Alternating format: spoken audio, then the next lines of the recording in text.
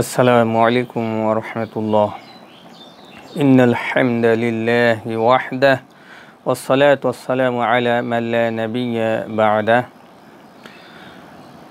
সকল প্রশংসা আল্লাহ সুবহানাহু ওয়া তাআলার জন্য। আলহামদুলিল্লাহ হামদান কাসীরান তাইয়িবান মুবারাকান ফীহি। দরুদ ও সালাম বর্ষিত হোক নবী মুহাম্মদ রাসূলুল্লাহ সাল্লাল্লাহু আলাইহি ওয়াসাল্লামের প্রতি। আল্লাহুম্মা সাল্লি আলাইহি আল্লাহুম্মা বারিক আলাইহি।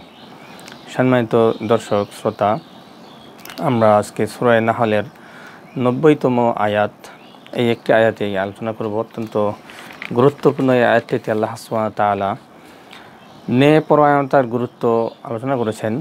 এছাড়াও সদাচরণ, আত্মীয় স্বজনের প্রতি যে দায়িত্ববোধ ইত্যাদি বিষয়ে আল্লাহ সুবহানাহু ওয়া তাআলা আমাদেরকে গুরুত্বপূর্ণ নির্দেশনা দিয়েছেন এই আয়াতে কারিমার মাঝে। আসলে আমরা আয়াতটি জেনে নেওয়ার এবং সে অনুযায়ী আমল করার চেষ্টা করি। আউযু বিল্লাহি মিনাশ শাইতানির রাজিম।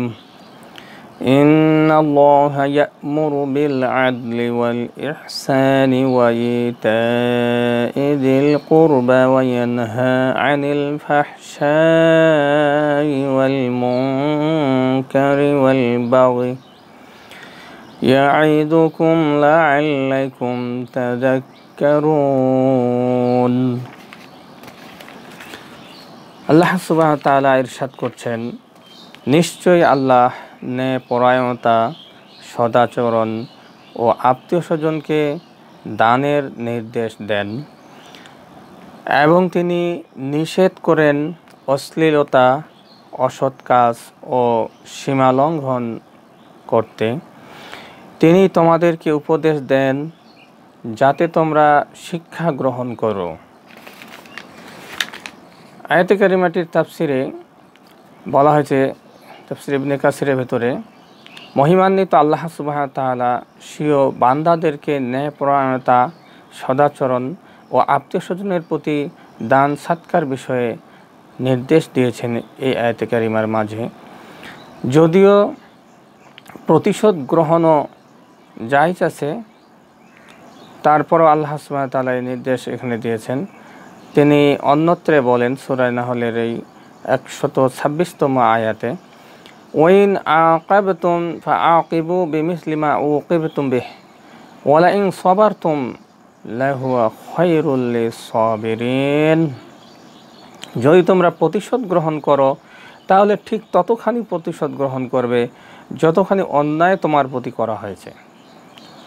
অর্থাৎ প্রতিশোধ গ্রহণের ক্ষেত্রেও বাড়াবাড়ি করা যাবে না বা মাত্রাতিরিক্ত কিছু করা যাবে না। তবে তোমরা যদি ধৈর্য ধারণ করো তাহলে কিন্তু ধৈর্যশীলদের জন্য ওটাই উত্তম, অর্থাৎ ধৈর্য ধারণ করে উত্তম। অর্থাৎ প্রতিশোধ গ্রহণ করা থেকে কেউ যদি বিরত থাকে, ধৈর্য ধারণ করে, সেটা তার জন্য আরও বেশি উত্তম।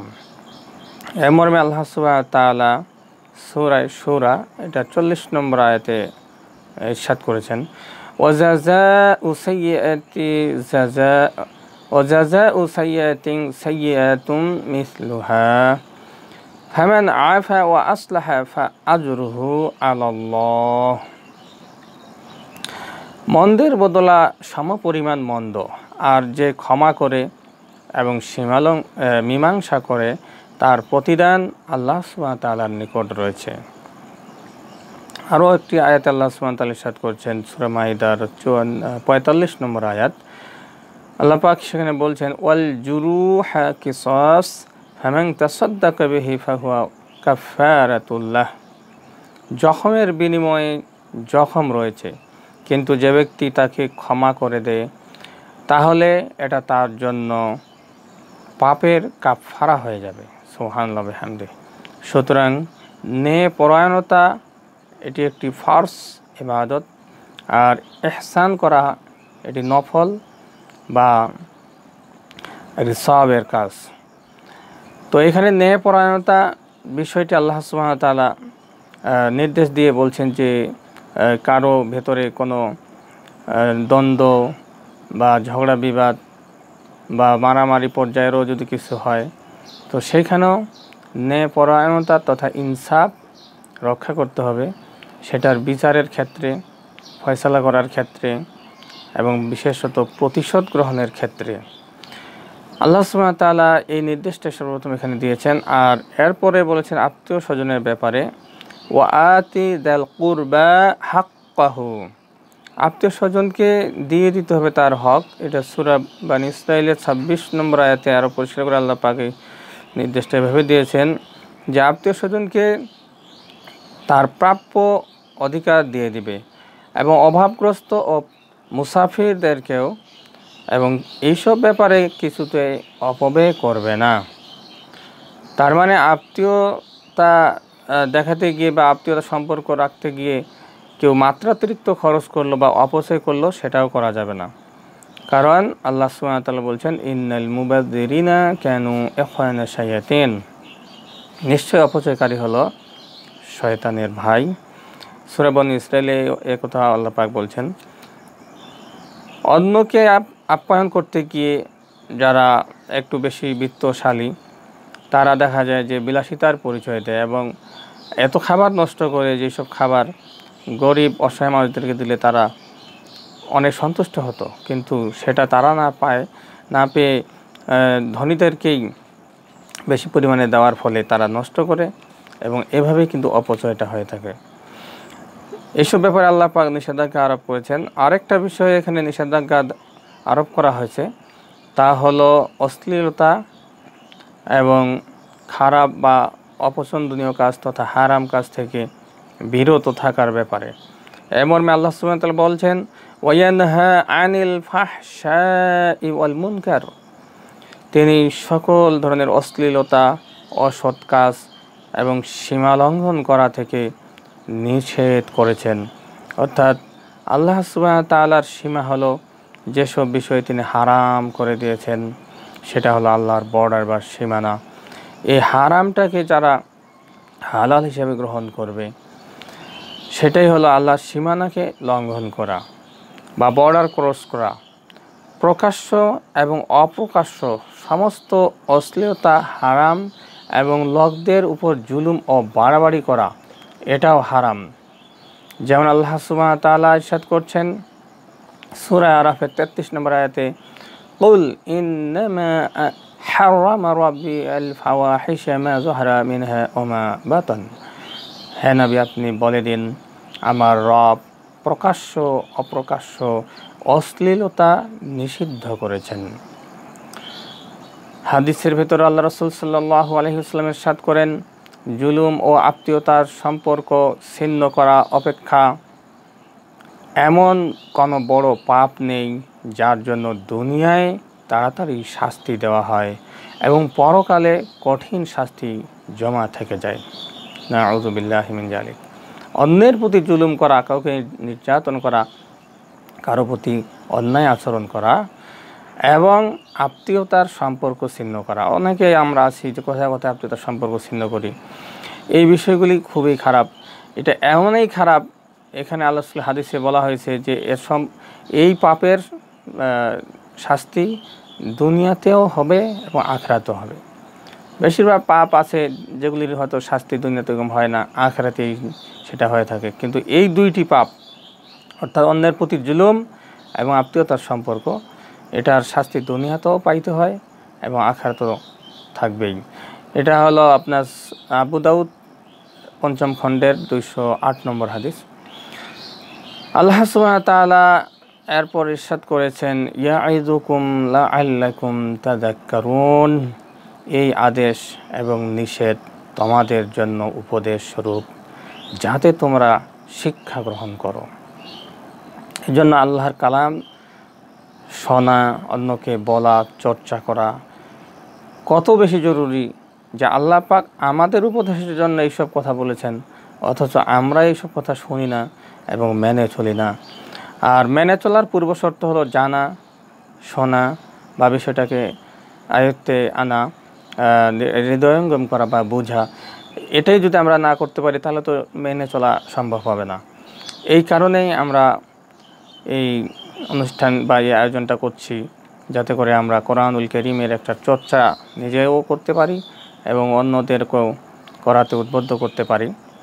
কারণ আল্লাহ সুবহানাহু ওয়া তাআলা যে বলছেন যে আমি নির্দেশনা তোমাদের জন্য দিয়েছি, এটা উপদেশ, আর এই উপদেশটা গ্রহণ করলেই তোমরা কী হবে, একটা শিক্ষা গ্রহণ করতে পারবে। ইমাম শাফিঈ রাহিমাহুল্লাহ আলাইহি উনি ইবনে শাকির রহমাতুল্লাহকে বর্ণনা করছেন যে তিনি বলেন, আমি আব্দুল্লাহ ইবনে মাসউদ রাদিয়াল্লাহু আনহুকে বলতে শুনেছি যে সমগ্র কোরআনের ব্যাপক অর্থবোধক আয়াত হচ্ছে সূরা নাহলের এই আয়াত, অর্থাৎ এই ইন্নাল্লাহা ইয়া'মুরু বিল আদলি ওয়াল ইহসান।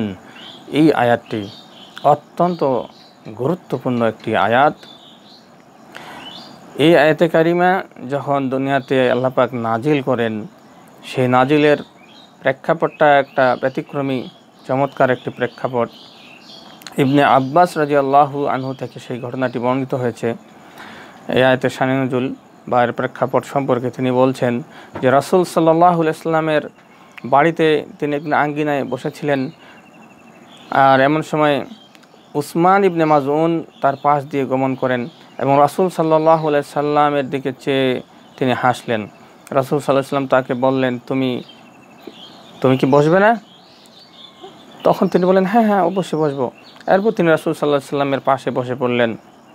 রাসূল সাল্লাল্লাহু আলাইহি সাল্লাম তার সাথে কথা বলছিলেন।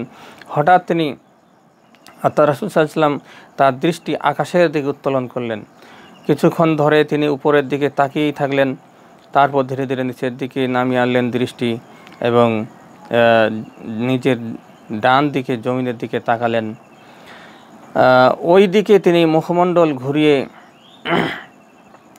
আর এভাবে মাথা হেলতে থাকলেন যে তিনি কারো নিকট কোনো কিছু বুঝে নিচ্ছেন, এভাবে মাথা হালিয়ে হালিয়ে বারবার ইয়া করছেন আর কি।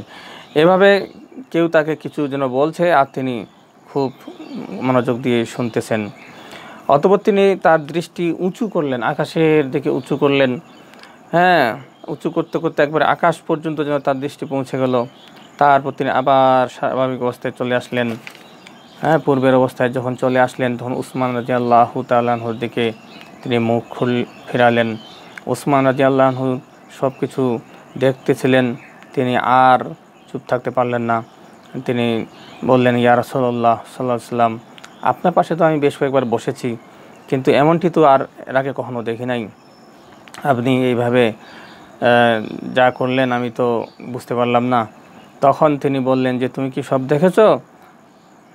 হ্যাঁ, উনি বললেন যে হ্যাঁ আমি তো সবই দেখলাম।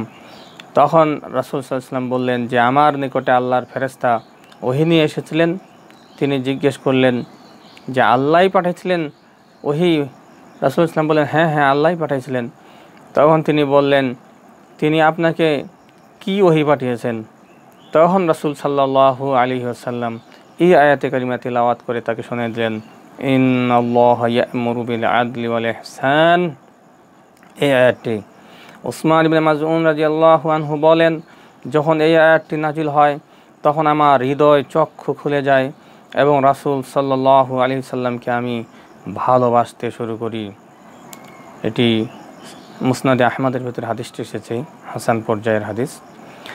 তো আমরা দুনিয়াতে একটি আয়াত আল্লাহ পাক কীভাবে পাঠিয়েছেন, একটি আয়াতের জন্য একটি নতুন প্রেক্ষাপট, একটু আমাদের জন্য নতুন উপদেশ আল্লাহ রাব্বুল আলামিন নাজিল করে বিশ্ববাসীকে সঠিক পথ তথা জান্নাতের পথ দেখিয়েছেন এবং ভুল পথ তথা জাহান্নামের পথ থেকে বাঁচিয়ে দিয়েছেন।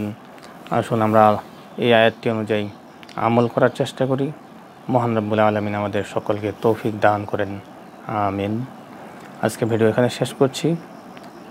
আপনারা ধৈর্যের সাথে যারা শুনেছেন ভিডিওটা বা শুনবেন, সকলকে ধন্যবাদ জানাচ্ছি এবং প্রত্যাশা করছি সকলে লাইক দিয়ে শেয়ার দিয়ে ভিডিওটি আপনারা সকলের কাছে পৌঁছে দেওয়ার জন্য সহযোগিতা করবেন।